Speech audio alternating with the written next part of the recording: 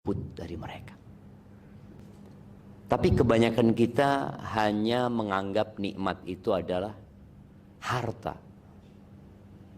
Kesehatan dianggap dia biasa aja gitu. Padahal orang itu siap mengeluarkan semua hartanya demi nikmat sehat. Saya ingat seorang kawan cerita di Jember ini, ada salah satu bos sakit dia. Sakit paru-paru, akhirnya dibawa ke Singapura. 2 pekan diobati di Singapura, habis 15 miliar. Pulang ke Jember tetap sakit, tapi bisa bernafas. Sebagian kita mungkin kerja sampai mati tidak pernah ngumpulkan uang 15 miliar, tidak pernah gitu loh. Sampai mati paling meninggalkan warisan cuma 2M, anggap. Banyak 2 miliar itu. Ini hanya 2 minggu sudah habis 15 miliar. Berarti nikmat sehat yang kita miliki jauh lebih besar daripada nikmat yang diberikan kepada orang kaya itu. Tapi lagi-lagi kita itu kurang bersyukur. Ni'matani, kata Nabi SAW. Ada 2 nikmat, maghbunun fihima katsirum minan nas, yang kebanyakan manusia lalai untuk mensyukurinya, tidak dianggap nikmat. Apa 2 nikmat itu? Sehat dan waktu luang. Pengangguran itu nikmat enggak, Jam? Nikmat, jamaah. Nikmat. Artinya orang itu nganggur, dia bisa hatam Al-Quran 3 hari sekali. Kalau sibuk kayak bapak, kalau antum di sini sibuk, sulit mau menghatamkan Al-Quran. Kadang-kala nunggu Ramadan baru hatam.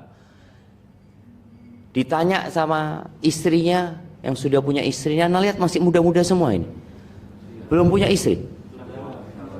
Proses pencarian istri itu. Ada sebagian itu yang Ramadan baru golek Quran. Jadi Ramadan itu baru tanya, mana Qurannya? Tetapi ketika orang itu nganggur, jemaah, orang itu nganggur, ada banyak nikmat sebenarnya, tapi dia beranggapan itu bukan nikmat lagi. Dan yang kedua tadi nikmat sehat ya. Kita dikasih sehat ini, alhamdulillah, bisa sampai ke tempat ini, duduk di bawah. Apalagi yang muda-muda ini masih bebas makannya. Kalau yang tua sudah dikurangi nikmatnya. Yang di atas umur 40 tahun ke atas itu kalau mau makan sudah nggak pakai mulut lagi, sudah pakai otaknya. Dia perhitungkan ini. Iki kolesterol, minggir. Ini asam urat, minggir. Terus makan apa, cuma? Itu dikurangi nikmatnya. Maka alhamdulillah kita bisa berkumpul di sini. Dan nikmat yang paling agung itu nikmat menuntut ilmu agama. Alhamdulillah nih, imigrasi atau kantor imigrasi memberikan kesempatan antum ndak golek duit toh. Sekali-kali golek ilmu gitu loh. Oh dulu saya belajar, Ustaz. Kapan? SD. SD berapa jam belajar agama? 2. Oh lali sampai lali. 2 jam. SMP sama 2 jam. SMA 2 jam. Kuliah, yang kuliah 1 semester atau nanti ada yang 2 semester. Setelah itu nggak ketemu sama agama, nggak ketemu lagi. Kapan ketemu agama lagi? Nikmati, disolati. Sebagian seperti itu. Maka alhamdulillah ketika dan kita tahu semangat pemerintah kita memang ya, ke depan ini ingin bagaimana ya karakter anak bangsa itu menjadi lebih baik. Yang tentunya salah satunya adalah dengan belajar agama ini ya. Maka semoga Allah Azza wa Jalla memberikan kepada kita ilmu yang bermanfaat yang bisa kita amalkan dalam kehidupan ini. Allahumma salli wa sallim wazid wa barik wa an'im ala abdika wa rasulika sayyidina wa maulana Muhammadin wa ala alihi wa ashabihi ajma'in. Ya Allah, semoga salawat dan salam senantiasa tercurahkan untuk baginda Nabi kita Muhammad sallallahu alaihi wasallam, untuk keluarga beliau, untuk istri-istri beliau, untuk putra-putri beliau, dan untuk seluruh sahabat Nabi. Semoga Allah meridai kita bersama mereka. Amma ba'd. Ya, tema kita, jangan diperbudak dengan dunia. Memang kita melihat ya, orang kalau ke masjid sama ke tempat kerja lebih semangat kemana? Ke tempat kerja. Kadang-kala subuh tidak sembahyang, kerja tepat waktu. Ada yang subuh, alhamdulillah Ustaz, subuh walaupun telat. Jam berapa sholat subuh? Tadi 6:30, alhamdulillah. Oh, subuh 6:30. Nah, alhamdulillah Ustaz, anak punya sohib tidak sembahyang Ustaz, anak masih sembahyang. Jadi dia membandingkan dalam urusan agama dengan yang lebih buruk. Kalau urusan dunia, dia membandingkan dirinya dengan yang lebih baik. Dilihat HP temannya, apa? iPhone 17. Wes tutup Jember iPhone 17.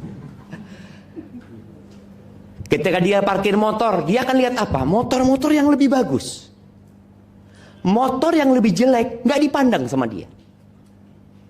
Ketika dia ngelihat rumah, dia lihat rumah yang lebih mewah. Rumah yang lebih jelek nggak dia pandang, karena dianggap orang ini tidak sukses. Yang sukses itu ini loh, pakaiannya seperti ini, mobilnya seperti ini, rumahnya seperti ini. Ahibati fillah, anak ingin antum semua buka handphonenya.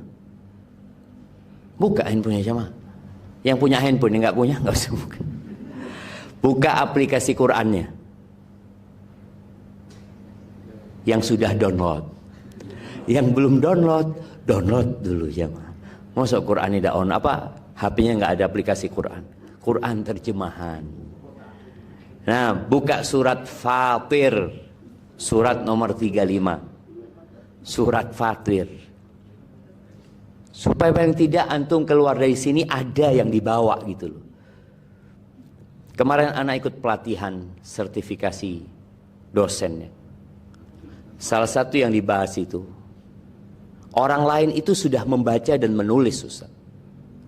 Kita bangsa Indonesia ini masih ngomong mbek ngrungokno.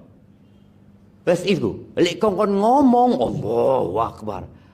Makanya kenapa kafe-kafe laris disediakan buat orang-orang ngomong mbek ngrungokno. Sedangkan negara-negara lain, dicontohkan Brunei Darussalam, itu di kampusnya itu disediakan gazebo yang di situ mereka membaca, menulis, mengkaji. Tapi kalau kita masih ngomong Ustaz, dan ngurung. Makanya kepingin antum membaca.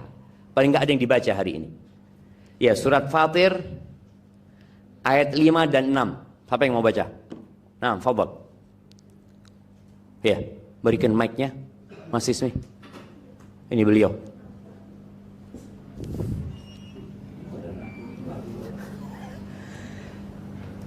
Bismillahirrahmanirrahim. Ya ayuhan nasu inna wa'dallahi haqqo. Haqqo qala nabulana. Fala nabulana. Tagur. Taghurrannakumul hayatid dunya wala yaghurrannakum billahil gharur.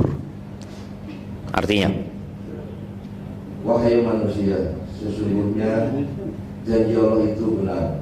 Maka janganlah sekali-kali kehidupan dunia memperdayakan kamu, dan janganlah setan yang pandai menipu memperdayakan kamu tentang Allah. Ayat ke-6. Inna syaitana lakum aduwwan fattakhiduhu aduwwa innama yad'u hizbahu isbahu liyakunu min ashabis sa'ir. Sesungguhnya setan itu musuh bagimu, maka perlakukanlah dia sebagai musuh. Sesungguhnya setan itu hanya mengajak golongannya agar mereka menjadi penghuni neraka sa'ir yang menyala-nyala. Barakallahu fikum. Iya, kalau antum semua pulang bawa 2 ayat ini sudah cukup. Allah mengatakan ya ayyuhan nas, wahai umat manusia. Kita tahu manusia itu bukan penduduk bumi.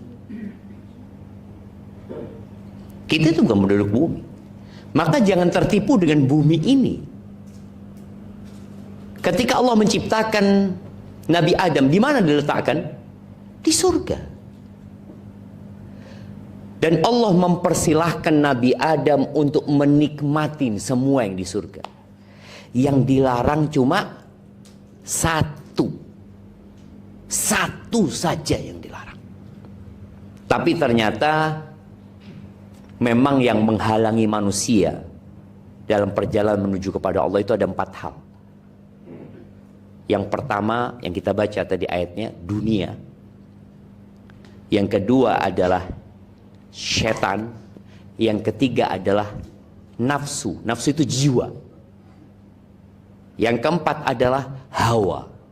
Kecenderungan manusia. Yang akhirnya nggak nyampe dia ke surga lagi. Allah turunkan Nabi Adam dari surga ke muka bumi ini. Lalu kata Allah, fa imma ya'tiyannakum minni huda.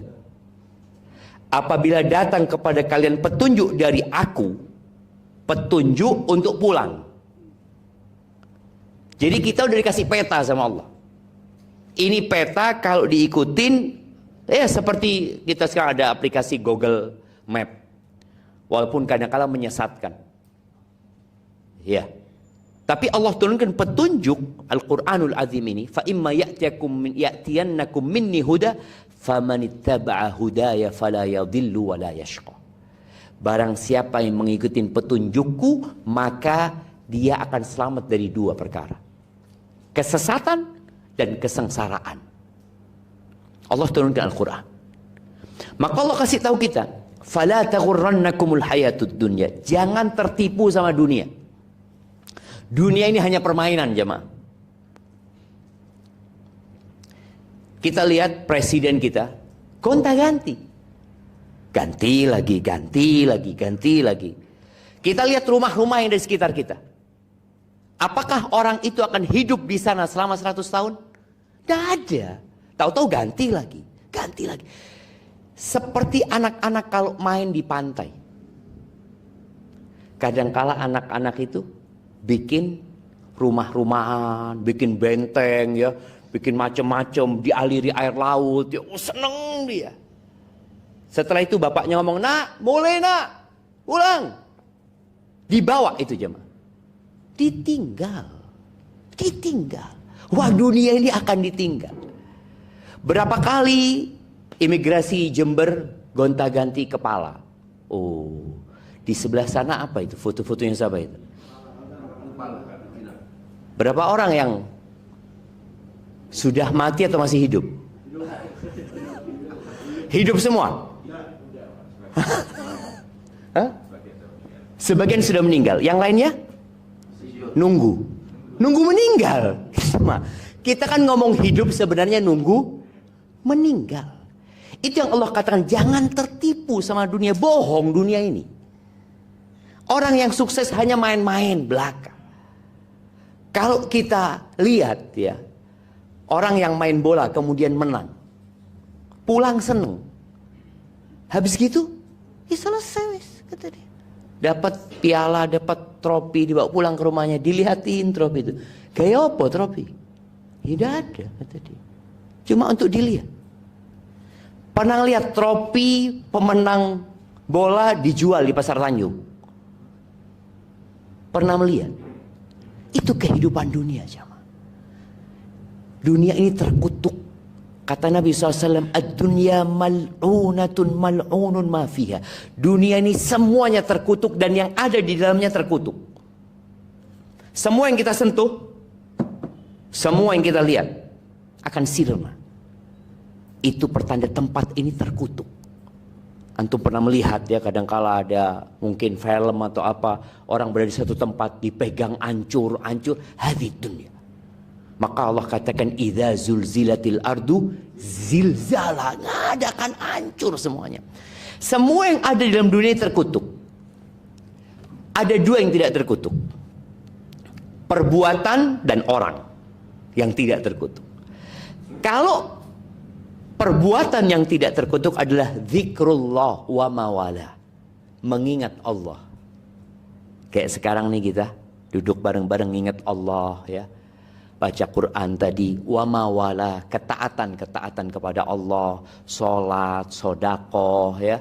Kemudian bekerja dalam rangka mencari keridhaan Allah, itu juga tidak terlaknat. Yang penting di situ ada Allahnya. Itu kalau perbuatan. Kalau orang yang tidak terkutuk itu ada dua. Alimun wa muta'allimun. Kata Nabi SAW. Yang pertama orang yang berilmu. Berilmu tentang apa? Bukan tentang yang terkutuk. Kalau ilmu tentang dunia kan ditinggal lagi. Ilmu tentang akhirat dia. Ilmu yang mengantarkan dia ke surga dan menyelamatkan dari api neraka. Kalau di Jember ini ada satu orang, ini orang yang tahu satu-satunya peta menuju harta karun. Dan orang ini akan memberikan penjelasan di alun-alun Jember. Orang akan datang gak? Orang akan berpikir loh, aku kepingin soge. Maka dia akan datang. Maka nih orang yang alim, yang memberitahu, yang mengajarkan tentang bagaimana jalan menuju ke surga dan jauh dari api neraka. Yang kedua, wa muta'allim, orang yang mau belajar. Maka kita dalam rangka supaya tidak terkutuk, maka kita ngaji. Jadi penipu pertama itu adalah dunia. Cuma dunia ini memang menyilaukan.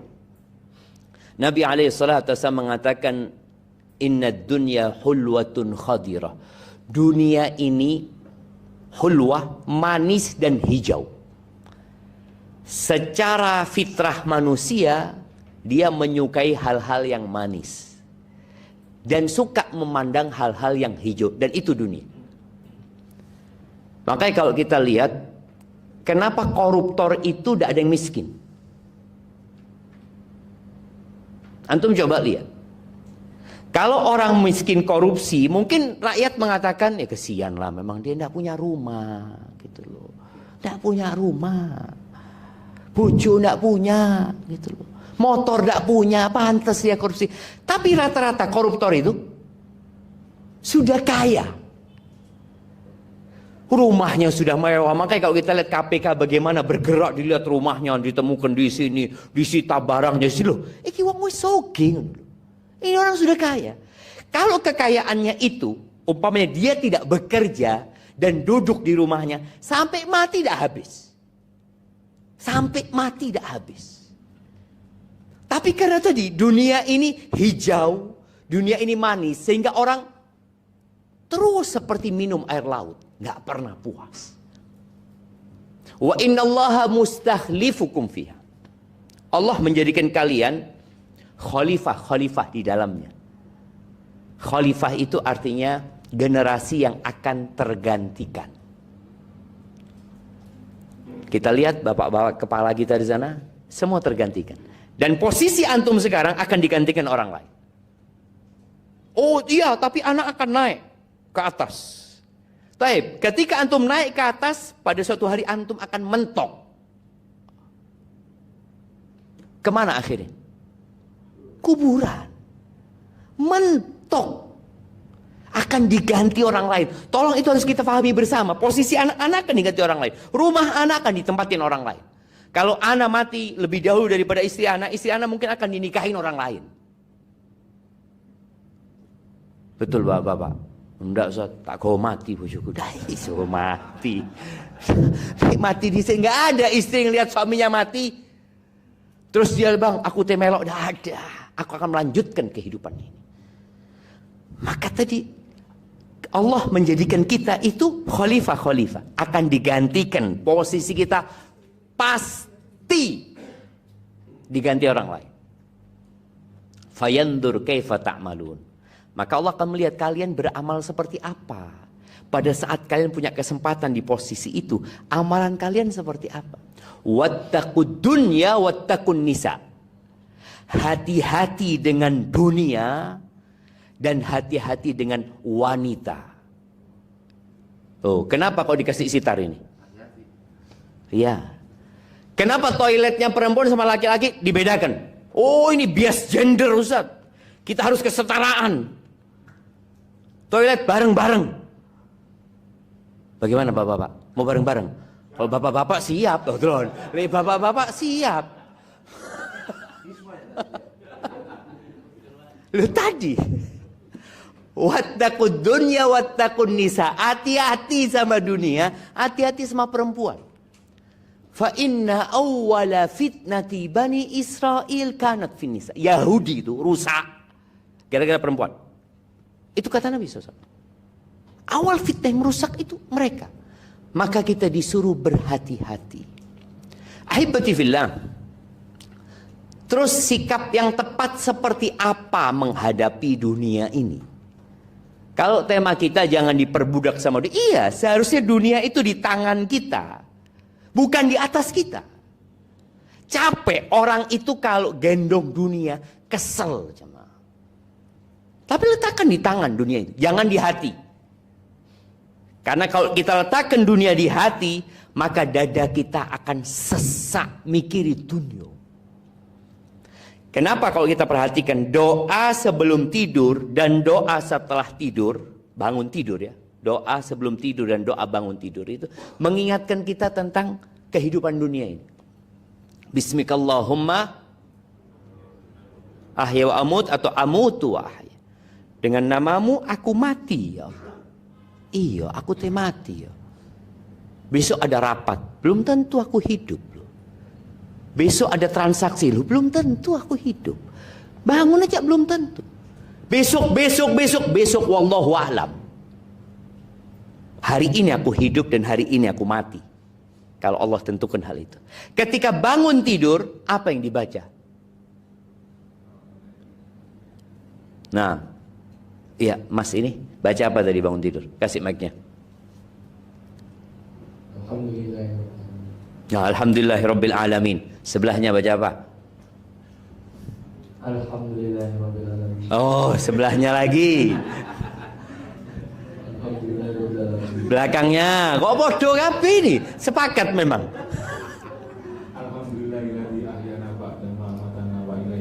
Masya Allah. Iku dungone. Jadi doanya itu betul, alhamdulillah. Tapi alhamdulillahirabbil alamin betul. Kita bersyukur kepada Allah Azza wa Jalla, memuji Allah. Tapi ada yang berkaitan dengan hidup kita. Alhamdulillahilladzi ahyani atau ahyana ba'dama amatana wa ilaihin nusyur. Segala puji bagi Allah yang telah membangkitkan kami, menghidupkan kami setelah mematikan kami, dan kepada Allah kami akan dihimpun. Aku mati ya. Supaya ketika antum nih teman-teman berangkat ke tempat kerja tahu aku kita mati. Kenapa aku harus ngejar karir, ngejar pangkat, ngejar ini yang semuanya akan ditinggal, dan sebelum aku lahir semuanya sudah dicatat. 2. Semuanya akan ditinggal dan semuanya sebelum aku lahir sudah dicatat. Terus kenapa kita capek-capek? Itulah dunia yang membuat orang tertipu, dan Allah mengatakan fala taghurrannakumul hayatud dunya. Jangan kalian diperdaya oleh kehidupan dunia. Dunia ini seperti perempuan tua renta, ajuz, perempuan tua renta yang di make up oleh Moa. Apa Moa? Make up artis itu. Iya, antum pernah ngeliat?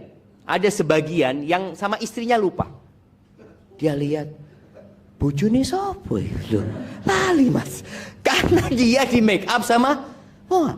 Berapa banyak orang yang tua, hitam, yang nggak cantik, di make up itu jadi glowing. Pertanyaannya, berapa lama dia glowing? Sebentar, habis gini dihapus.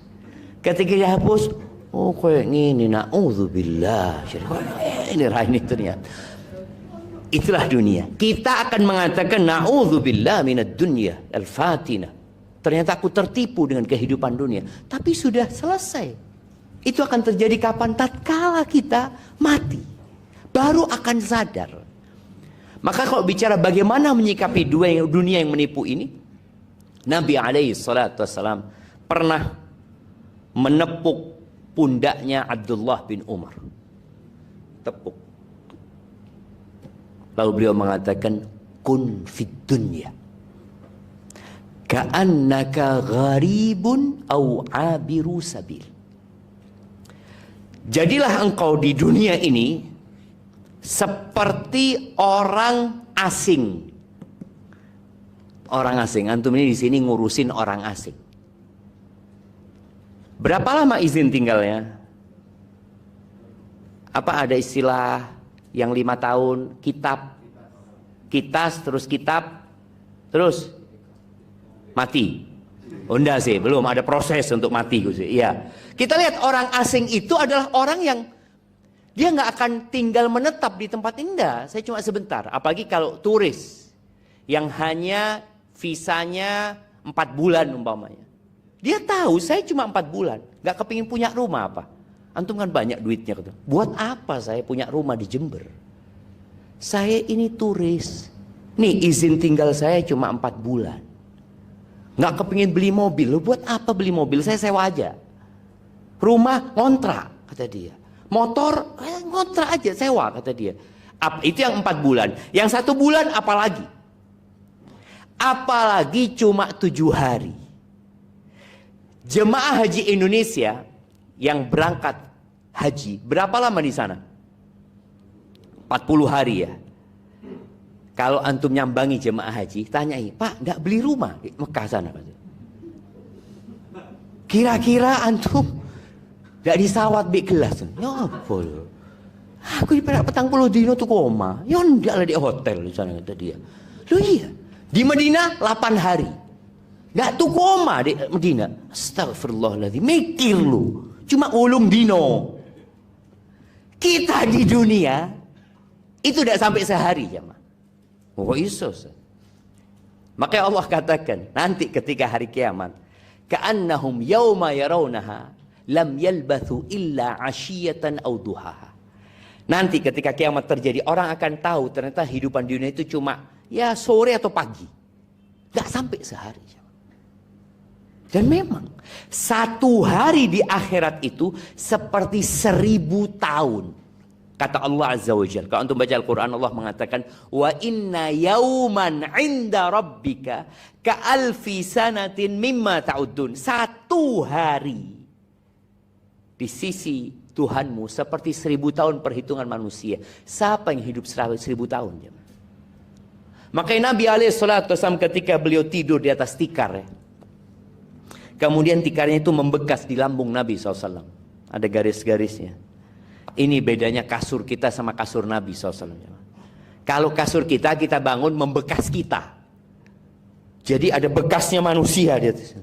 Tapi kalau kasur Nabi SAW itu membekas di tubuh Nabi SAW. Umar nangis.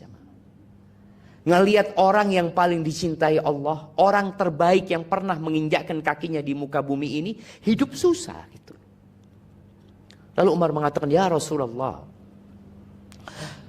Kaisar wa Kisra, Kaisar Romawi dan Kisra itu sebutan Raja Persia.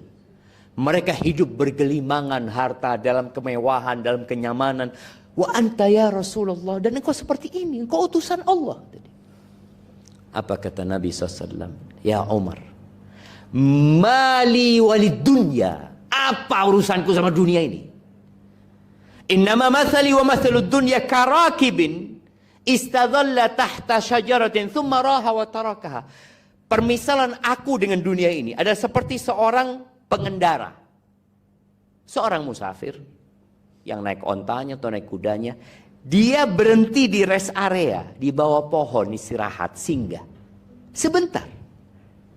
Thumma raha wa tarakaha. Kemudian Musafir itu akan pergi meninggalkan pohon itu selama-lamanya.